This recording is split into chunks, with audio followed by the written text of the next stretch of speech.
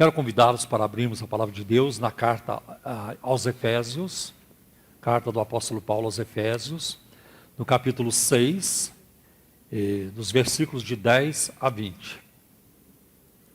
Quero falar com vocês hoje sobre a necessidade de nós perseverarmos na fé. Parafraseando o poeta, perseverar é preciso. Então vamos começar a leitura de Efésios capítulo 6, a partir do versículo 10. Finalmente, fortaleçam-se no Senhor e no seu forte poder. Vistam toda a armadura de Deus, para poderem ficar firmes contra as ciladas do diabo. Pois a nossa luta não é contra pessoas, mas contra os poderes e autoridades, contra os dominadores deste mundo de trevas, contra as forças espirituais do mal nas regiões celestiais. Por isso vistam toda a armadura de Deus para que possam resistir no dia mau e permanecer inabaláveis, depois de terem feito tudo. Assim mantenham-se firmes, cingindo-se com o cinto da verdade, vestindo a couraça da justiça e tendo os pés calçados com a prontidão do evangelho da paz. Além disso, usem o escudo da fé, com o qual vocês poderão apagar todas as setas inflamadas do maligno. Usem o capacete da salvação e a espada do Espírito, que é a palavra de Deus. Orem no Espírito e em todas as ocasiões, com toda oração e súplica, tendo isso em mente, estejam vigilantes, atentos e perseverem na oração por todos os santos. Orem também por mim, para que quando eu falar, seja-me dada a mensagem, a fim de que destemidamente torne conhecido o mistério do Evangelho, pelo qual sou embaixador preso em correntes. Orem para que, permanecendo nele, eu falo com coragem, com ousadia, como me cumpre fazer. Nos versículos anteriores aqui, do 18, Paulo tratou sobre a armadura de Deus. Quando Paulo escreveu a carta aos Efésios, ele estava preso ao punho de um soldado romano. E os guardas eram trocados. Vencia o tempo de um guarda, vinha outro, e Paulo era como que algemado a um outro soldado. Os soldados se revezavam e estavam ali dia e noite para evitar que Paulo escapasse. O apóstolo era literalmente um embaixador em cadeias. Sem dúvida, ele tinha falado com frequência com os soldados forçados a estarem tão perto dele. Por isso que ele disse, me ajude a falar sem medo. Porque a figura de um soldado romano inspira medo. Truculento, tem poder para prender, para bater, para castigar. Então Paulo diz, eu preciso de ousadia. Eu preciso de um atrevimento santo. E os guardas iam ouvindo o Evangelho. Que coisa tremenda. Paulo não pensou assim, quando eu sair daqui, eu vou voltar a pregar o Evangelho. Quando eu reunir uma grande multidão, eu vou pregar o Evangelho. Porque tem pregadores assim. Tem pregadores que amam a multidão, mas odeiam o indivíduo. Então, quando eles são convidados para pregar numa igreja, eles perguntam, quantos membros tem na sua igreja? Aqui nós somos 200. Infelizmente a minha agenda já está cheia. Eu não tenho espaço na minha agenda. Aí um outro que convida, ele pergunta, quantos membros tem na sua igreja? Aqui nós somos 5.000 membros. Vamos já acertar a data. Tá? Sempre haverá espaço na agenda para a multidão. Mas eu acho incrível que tanto Jesus quanto Paulo, eles deram atenção para a multidão, mas eles deram atenção para o indivíduo também. E muitas vezes Jesus fez isso. Então Paulo pede assim, pede assim. Toda a armadura do soldado, quando ele vê o soldado com a sua armadura, que veio ali para ficar com ele na prisão. Então quando ele olha para aquela armadura, ele se lembra de que o cristão também tem a sua armadura. Paulo menciona parte por parte da armadura do soldado romano, e ele dá a ela uma conotação cristã. E ele emprega termos como principados, potestades, governadores, são nomes de diferentes classes de espíritos e demônios. E para Paulo, o universo inteiro era um campo de batalha. E assim é para nós hoje. Veja as nossas armas, que estão lá nos versículos de 13 a 17. Porque é importante que o cristão não dê lugar ao diabo, como ele já havia escrito no capítulo 4, versículo 27. Isto é, deixar qualquer área da vida descoberto, permitindo que Satanás consiga uma base de operações. Não dê espaço para o inimigo. Isso é muito fácil de acontecer num relacionamento conjugal. Marido enraivecido, irado o tempo todo, a esposa também. Um começa o conflito e aquilo vai escalando, aumentando, não busca ajuda e aquilo só vai piorando. É uma brecha enorme para o inimigo, como em outras áreas da nossa vida. Eu conheço situações também não muito diferentes disso.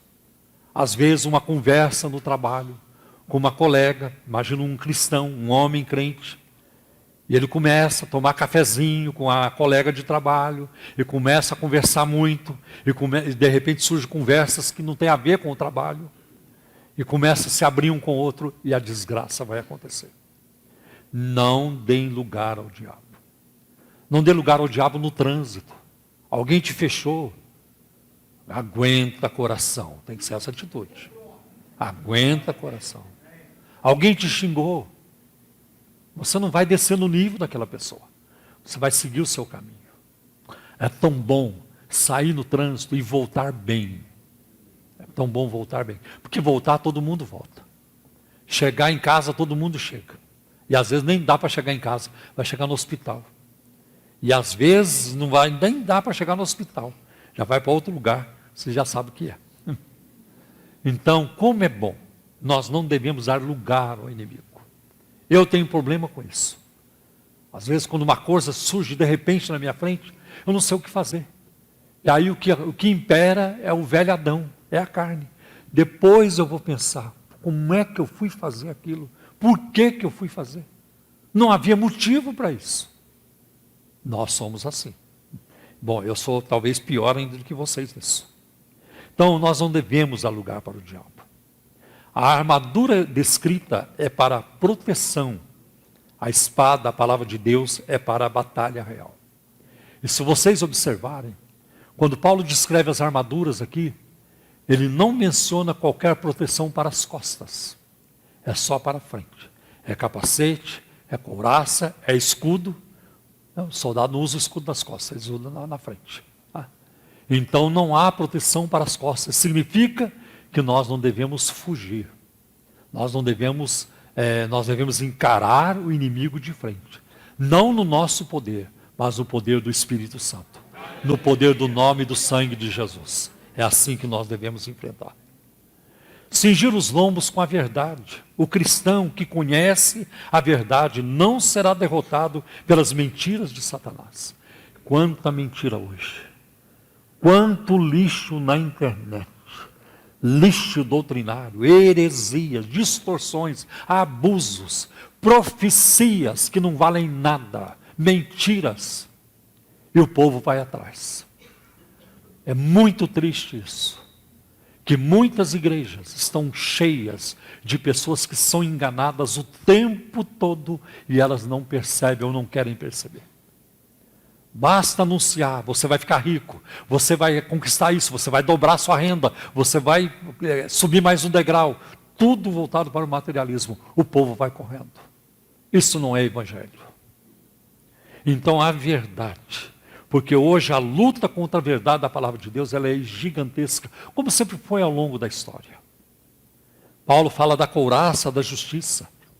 Isso quer dizer que o caminhar diário do cristão deve ser consistente. O crente que anda na luz não dá chance para Satanás atacar, apesar dele ser o acusador, como está lá em Apocalipse capítulo 12, versículo 10. Permanecemos na justiça de Cristo, que nos foi atribuída.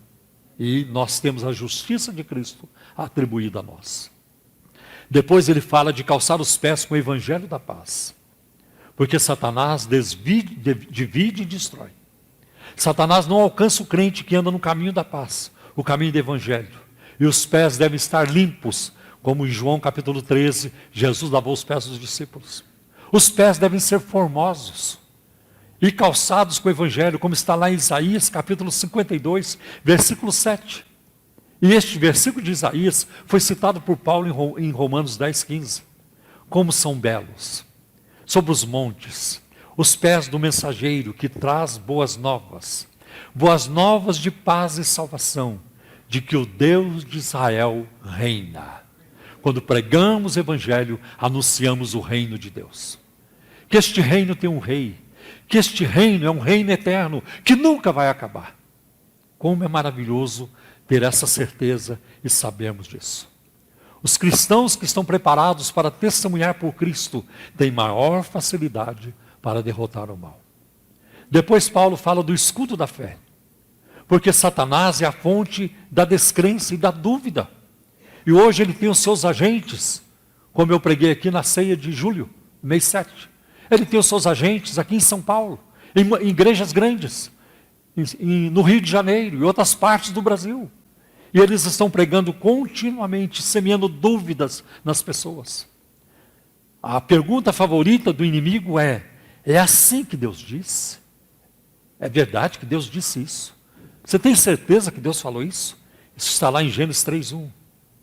A fé vence todos os inimigos, porque João escreveu na sua primeira carta, capítulo 5, versículo 4, e essa é a vitória que vence o mundo, a nossa fé. A nossa fé. Então, o escudo da fé afasta os dardos inflamados da descrença e da dúvida. Porque hoje muitos pastores, usados pelo diabo, eles são agentes do inferno, e alguns são muito conhecidos. Eles hoje fazem esse trabalho de desconstruir a fé das pessoas. O capacete da salvação, provavelmente, no versículo 17, refere-se à salvação derradeira, final, à consumação, que acontecerá no retorno de Cristo, de acordo com 1 Tessalonicenses, capítulo 5, versículo 8. O crente que crê na volta iminente de Cristo não cai na cilada de Satanás. A bênção de esperança é o capacete que protege a mente. A nossa mente precisa ficar protegida. Antigamente, a mente sujava mais devagar. Havia um processo. A criança nascia com a mente limpa. O junior, ainda na pré-adolescência, a mente estava pouco poluída. Na adolescência, um pouco mais poluída. Na juventude, já bem poluída. E depois, lá pelos 40 anos em diante, a mente virou um pântano.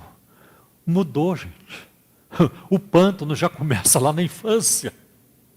Já começa lá na infância. As crianças já nascem com o celular na mão. E é um campo terrível, o campo da internet. Então, nós precisamos tomar cuidado com isso. Satanás quer que nós acreditemos que Cristo não retornará. E já tem pastor pregando isso aí. Não haverá arrebatamento. Não tem nada de volta de Cristo. Isso é utopia. Isso é utópico. Isso é um desejo que o crente tem. Não, isso é real. Jesus falou que ele voltará. Jesus falou. Ou os anjos, lá em Atos 1, eles mentiram. Este Jesus, que no céu foi recebido, este mesmo Jesus, ele voltará. Então, nós aguardamos, nós temos a bendita esperança e aguardamos a bendita manifestação do Filho de Deus. Isso vai acontecer.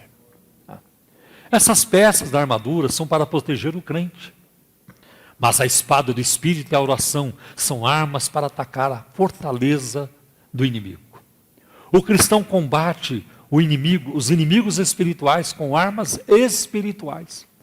E tem uma turma aí fora que não sabe nada da Bíblia e fica incomodada.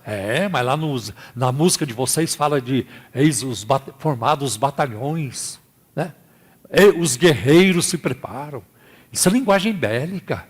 Isso é falta de amor. Isso é atentado contra a democracia. Porque tudo agora é atentado contra a democracia.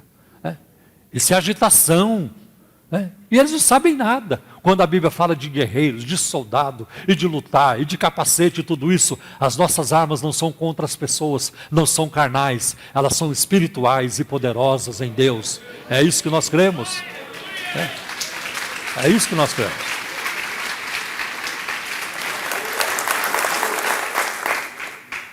Por isso, nós vamos ver que essas peças são para proteger. O cristão combate assim, com armas espirituais, como está em 2 Coríntios 10, versículo 4. As armas com as quais lutamos não são humanas. Pelo contrário, são poderosas em Deus para destruir fortalezas. A única espada da qual o cristão precisa é a palavra de Deus. A espada do Senhor é viva e eficaz, como está em Hebreus 4:12, e nunca perde o fio. Eu acho isso muito bonito. Nunca perde o fio. Porque eu nasci na roça, vocês sabem. Então eu trabalhava com foice, com facão, com enxada. E tudo tinha que ser amolado. A enxada, você trabalhava, tirava as tarefas na roça, mas depois tinha lá a pedra de amolar. E lá em casa tinha várias pedras de amolar. Toca eu lá, meu pai e outros lá, amolando a enxada. Depois tinha que amolar foice, amolar faca, amolar facão. Mas a palavra de Deus, ela nunca precisa ser amolada. Ela nunca vai perder o corte. Claro que ela perde o corte na vida das pessoas. De alguém que começa a desobedecer, a palavra de Deus não funciona. Alguém que não crê, alguém que duvida o tempo todo.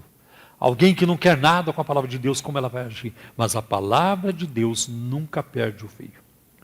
O cristão vence na medida que entende a palavra de Deus, na medida em que memoriza a palavra de Deus e na medida em que obedece a palavra de Deus. 3 coisas: entender, compreender a palavra, memorizar a palavra, guardar a palavra no coração. Nós aqui precisamos praticar isso. Memorize um versículo por semana. E quando terminar o ano, você já memorizou 52 versículos. Memorize. Faça questão, eu vou decorar este versículo. Como isso é importante. A armadura e os seus componentes estão disponíveis para todos os crentes. A armadura é eficiente, ela funciona, mas não funcionará se o crente não cultivar as atitudes apropriadas para o seu funcionamento. Quais são essas atitudes apropriadas? A partir do versículo 18, Paulo fala sobre isso. A primeira é a oração. A oração de uns para com os outros. E aí isso faz lembrar o modo como os soldados romanos permaneciam juntos nas suas formações para a batalha. Eles protegiam uns aos outros, movendo-se com uma unidade sólida. Os da frente com os escudos em cima, sobre as suas cabeças. E os de trás, mais atrás, lá atrás, lançando as flechas. Então eles protegiam uns aos outros como uma unidade sólida, um bloco sólido. Um soldado romano era vulnerável, mas uma legião romana era praticamente invencível. Sozinho, você vai ficar mal. Você vai ficar desprotegido. Mas se estivermos juntos, nós somos invencíveis por causa de Jesus. Até Paulo usa a expressão, nós somos mais que vencedores. Uma outra coisa importante é a vigilância. Vigiar ou estar alerta. Pode ser também uma linguagem militar. Como é que um soldado fica distraído na guerra? Como é que um soldado, na hora da luta, ele vai ficar lá no celular, mandando mensagem e tudo isso?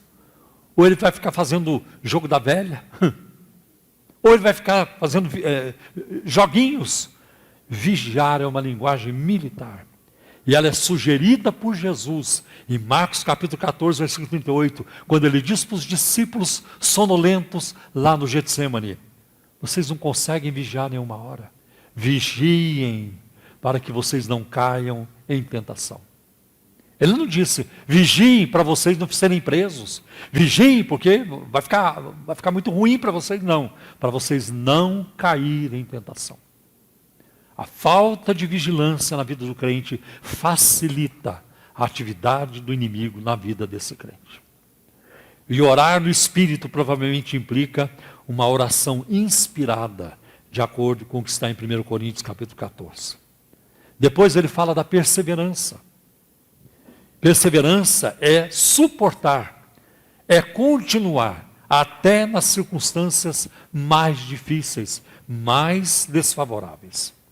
Perseverança significa ir em frente através da severidade, daquilo que é rigoroso, daquilo que é penoso. É sempre ir em frente. E a perseverança na atualidade é muito difícil. É muito difícil. Nós vemos isso nas escolas, nós vemos isso na vida das pessoas, nas famílias, no número de divórcios que hoje assola a sociedade brasileira e a igreja evangélica ao mesmo tempo, na mesma proporção. Então, a perseverança na atualidade é muito difícil. São poucos os crentes hoje que perseveram na oração, perseveram na meditação da palavra de Deus, perseveram na santificação. Os crentes de hoje são muito indulgentes. E eles se envolvem com qualquer coisa, sem qualquer constrangimento, lamentavelmente. Hoje é difícil perseverar, porque nós somos a geração micro-ondas. Botou lá, em 30 segundos tem que estar pronto. 1 minuto. Nós temos comidas instantâneas. A velocidade faz parte da nossa vida. Eu mesmo saí mais de 7.000 quilômetros em 9 horas e 15 minutos. Né? A tecnologia, a informática, tudo trabalha muito rápido. Tudo. Então, é difícil perseverar num contexto em que nós vivemos hoje. E para desenvolver a perseverança, nós vamos passar por provas, lutas e tentações. Não vai ter jeito. Não tem como ser perseverante sem enfrentar isso. A perseverança se manifesta nos desafios, doenças, contrariedades, crises financeira e familiar, desemprego, perseguições e provações. Isso nós vamos ver em 2 Timóteo 3,12. Todos que desejam viver piedosamente ou piamente em Cristo Jesus serão perseguidos. Continuamente. Eu recebi a revista da Missão Portas Abertas essa semana. E a reportagem de capa é a perseguição que o governo chinês faz aos cristãos na China. Uma perseguição terrível, através da internet. E não apenas através da internet, mas levando crentes à prisão, simplesmente por amarem a Deus, amarem a Bíblia, amarem a Jesus. O governo da China. Isso está acontecendo hoje. Isso não é coisa da era de Mao Tse-tung. Isso é coisa de hoje. Paulo também passou por tudo isso. Né? Todos que desejam viver piamente serão perseguidos, como Cristo foi perseguido e como Paulo foi perseguido e muitos outros. Observe a vida de Paulo em 2 Coríntios capítulo 11, versículo de 24 a 28. Olha o que ele passou. 5 vezes recebi dos judeus 39 açoites. 3 vezes fui golpeado com varas. 1 vez apedrejado. 3 vezes sofri naufrágio. Passei uma noite, um dia exposto à fúria do mar.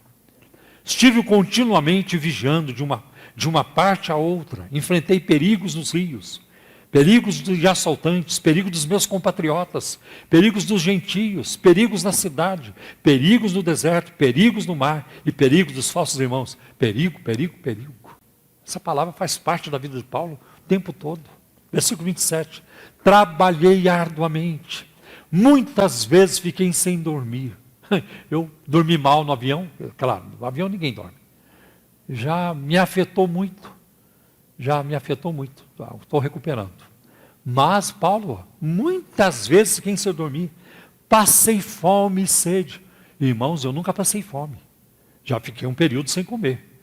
Já teve ocasião onde eu não tinha dinheiro para comer, mas fome, eu não morri de fome. Tanto que eu não morri porque eu estou aqui falando com vocês.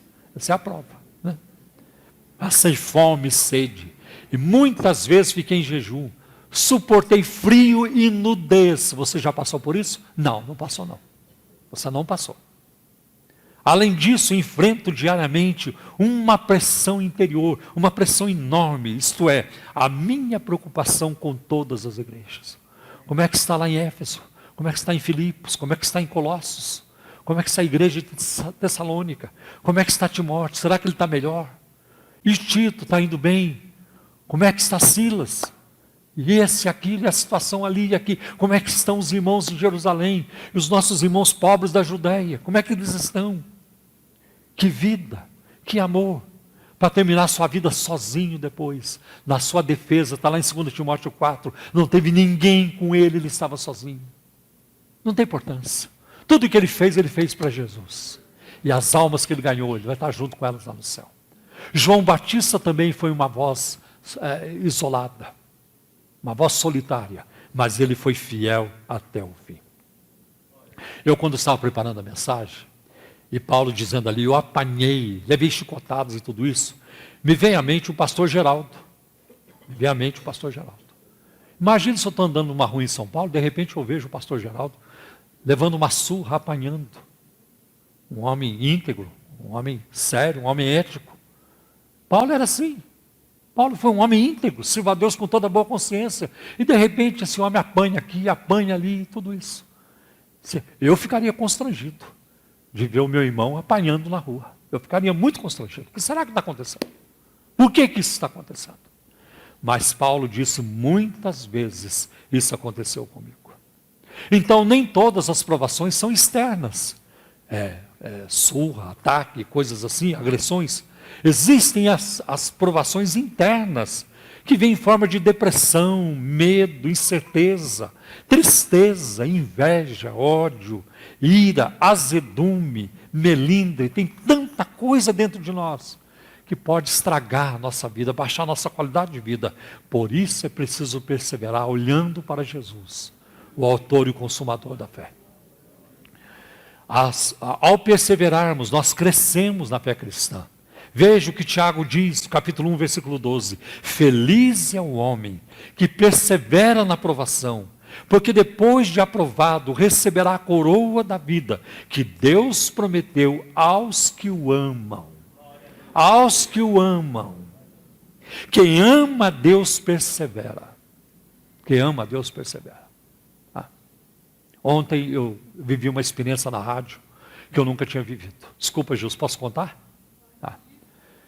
Quando entrou o intervalo, nós temos, depois da pregação, entra o intervalo de 1 minuto na rádio.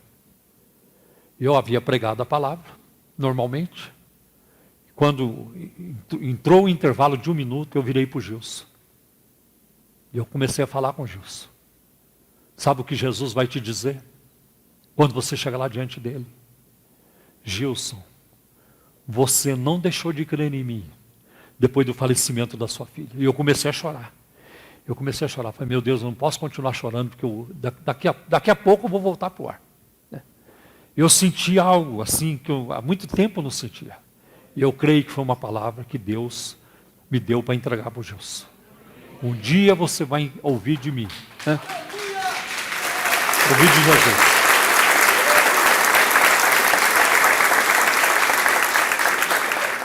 Um dia você vai ouvir de Jesus. Você, falei, não é só você, a sua família. Um dia vocês vão ouvir de Jesus. Você, Gilson, não deixou de crer em mim, de falar do Evangelho, de ir atrás das almas, de orar, de crer, depois que a sua filha faleceu. Você não mudou. Foi uma bênção. Foi uma bênção para mim, eu creio que tenha sido uma bênção para ele também. Então, meus irmãos, nós tem essas provações. Quem ama a Deus persevera. Outra coisa, nós vamos precisar da verdade. A verdade nos dá as razões para perseverar. A verdade da palavra de Deus é onde nos apegamos. E vale a pena perseverar pela verdade. Eu me converti na Assembleia de Deus, eu respeito a Assembleia de Deus, mas eu não morro de amor por elas. O que fez a diferença na minha vida foi a palavra de Deus e continua fazendo. Em João capítulo 8, versículo 31 e 32 diz: disse Jesus aos judeus que haviam crido nele: se vocês permanecerem firmes na minha palavra, e já haviam crido, mas Jesus diz agora, vocês vão ter que permanecer. Se vocês permanecerem firmes na minha palavra, verdadeiramente, de verdade, serão meus discípulos. E conhecerão a verdade, e a verdade os libertará. Como é bom quando as cadeias caem, os olhos se abrem, a cegueira vai embora, eu passo a contemplar a verdade em Cristo Jesus. A palavra de Deus moveu os reformadores, Martinho Lutero, João Calvino e outros. E há um tempo atrás, faz alguns anos, eu trouxe aqui uma informação para vocês sobre o estado de saúde em que viveu João Calvino, o reformador de Genebra, na Suíça. Eu estive na igreja dele 2 vezes. É uma coisa incrível. É o que Deus fez através da reforma protestante. Nós não somos calvinistas. Eu não sou calvinista e nunca vou ser. Porque eu já estudei muito com calvinistas. Eu tive professores famosos calvinistas. Eu não fui convencido de que o calvinismo tem que ser abraçado. Não tem jeito. Eu não estou muito apegado nem a calvinismo nem a arminianismo. Eu quero estar na Bíblia. quero estar na Bíblia. Porque os sistemas humanos são criados, são sistemas teológicos que são criados. O essencial é a palavra de Deus. Mas olha o que Calvino passou. Sua saúde era frágil e entrou em declínio em 1555. Numa carta escrita aos médicos, ele relatou o seguinte: nessa época, eu não era atacado por dores de arritmia e nada sabia de pedras ou litíase, pedra nos rins, né? Não era atormentado pela tortura da cólica e nem afligido com hemorroidas ou ameaçado com expectoração de sangue. Atualmente, todas essas enfermidades são como tropas a me assaltar. Logo que me recuperei de uma febre quartã, fui tomado por dores severas e agudas na panturrilha das minhas pernas, as quais, depois de parcialmente aliviadas, voltaram pela segunda e terceira vez. Por fim, elas degeneraram em uma doença nas minhas articulações que se espalhou dos pés, dos pés aos joelhos. Uma úlcera nas veias das hemorroidas causou-me sofrimentos excruciantes por muito tempo. E as quirídeas intestinais me submeteram a dolorosas titilações, embora agora esteja aliviado dessa doença vermicular causada por vermes. Contudo, logo após o último verão, tive um ataque de nefrite. Tem a ver, acho que com os rins, é isso mesmo? Tem a ver com os rins. Como não podia suportar os solavancos da cavalgada, fui transportado pelo país em uma maca. Ao retornar, preferi realizar parte da jornada a pé. Mal avançar uma milha, quando fui obrigado a repousar pela lassidão nos rins. Então, para minha surpresa, descobri ter excretado sangue em lugar de urina. Assim que cheguei em casa, deitei-me em minha cama. A nefrite me trouxe uma dor extraordinária, da qual só obtive alívio parcial pela aplicação de remédios. Por fim, não sem os mais dolorosos esforços, expeli um cálculo que até certo ponto mitigou meus sofrimentos, mas tal era o seu tamanho que lacerou o canal urinário e uma copiosa hemorragia se seguiu. Essa hemorragia só pôde ser detida por uma injeção de leite com uma seringa. Depois expulsei muitos outros cálculos, e o opressivo entorpecimento dos rins é sintoma suficiente de que ainda há alguns restos de cálculo úrico. É afortunado, contudo, que partículas minúsculas ou de tamanho moderado estejam sendo expelidas. Meu estilo de vida sedentário, ao qual estou condenado pela gota em meus pés, inviabiliza qualquer esperança de cura. Também estou impedido de fazer exercícios a cavalo por causa das hemorroidas. Acrescente-se às minhas queixas que qualquer alimento que ingira torna-se fleuma, torna-se fogo, né?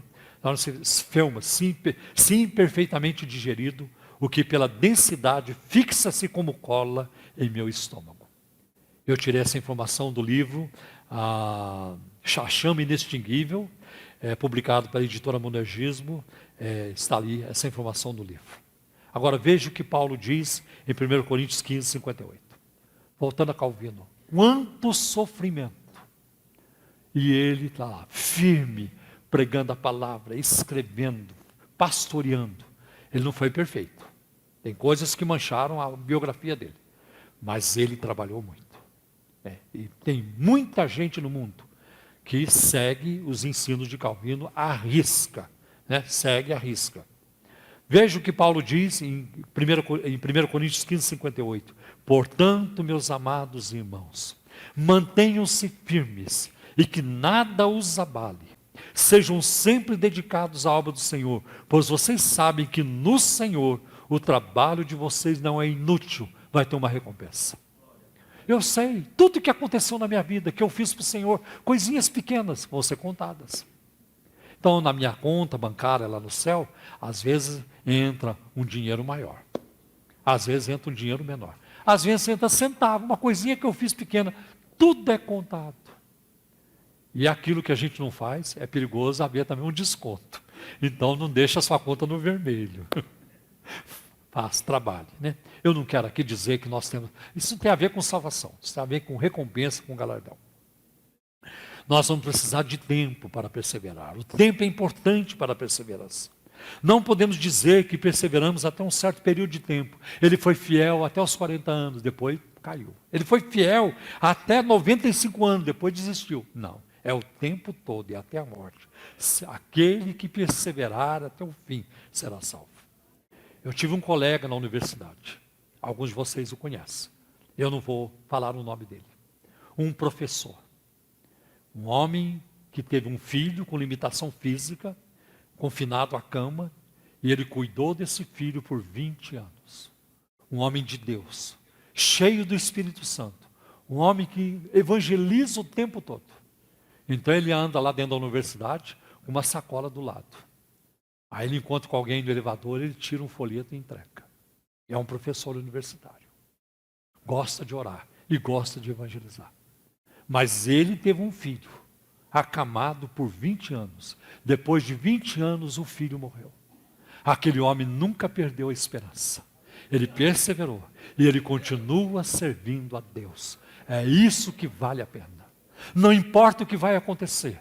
Não importa o que a vida nos reserva lá na frente, para mim ou para você. Eu só quero dizer, e eu tenho certeza que um dia você e eu vamos estar muito bonito no pedaço. Quando nós partirmos deste mundo, nós estaremos muito bem na fita, com toda certeza. Então, como é importante. Hábitos essenciais nos ajudam a perseverar. Falamos de oração, de jejum, falamos de louvor, de louvar a Deus.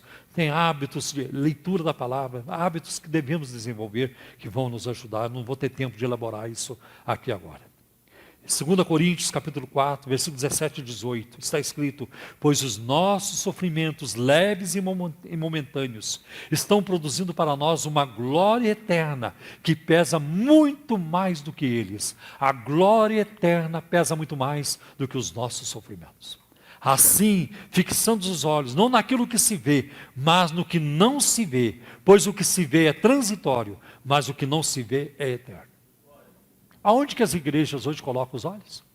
No passageiro, no natural. As igrejas tiraram os olhos da eternidade e colocaram no tempo. As igrejas tiraram os olhos dos tesouros eternos e colocaram nos tesouros deste mundo. É lamentável, mas é isso que acontece. E isso vai passar. É muito triste. Quando reconhecemos que o nosso tempo na terra é limitado, isso nos ajuda a perseverar. Olha o que diz o Salmo 90, versículos 9 e 10. Todos os nossos dias passam debaixo do teu furor. Vão-se como um murmúrio. Os anos da nossa vida chegam a 70, a 80 para os que têm mais vigor. Entretanto, são anos difíceis e cheios de sofrimento, pois a vida passa depressa e nós voamos. Como eu sei disso? Como eu sei disso? Vamos precisar confiar, meus irmãos. Eu quero terminar com 3 textos. Primeiro de Provérbios, capítulo 3, versículos 5 e 6. Confie no Senhor de todo o seu coração e não se apoie em seu próprio entendimento. Reconheça o Senhor em todos os seus caminhos e Ele endireitará as suas veredas. Salmo 125, versículo 1. Os que confiam no Senhor são como o monte de Sião, que não se abala, não se pode abalar, mas permanece para sempre. Eu sei que pela graça de Deus, você e eu permaneceremos. Eu sei que um dia você e eu vamos atravessar aquela porta dourada, ou não sei como é que é, mas é muito enfeitada, é muito bonita, e nós vamos colocar os nossos pés para dentro do céu. E quando nós olharmos no trono, e chegarmos, porque nós vamos poder chegar, e nós olharmos no trono, e olhar para Jesus, nós vamos ficar bobo. Nós vamos babar. Você vai babar lá diante do trono. A turma disse que eu ia babar com meu neto. Eu não babei. Eu não usei babador nenhuma vez. Mas lá diante de Jesus, quando eu estiver olhando para Ele, vai ser uma babação geral. Porque Jesus é lindo, Ele é maravilhoso. Ele é arrebatador.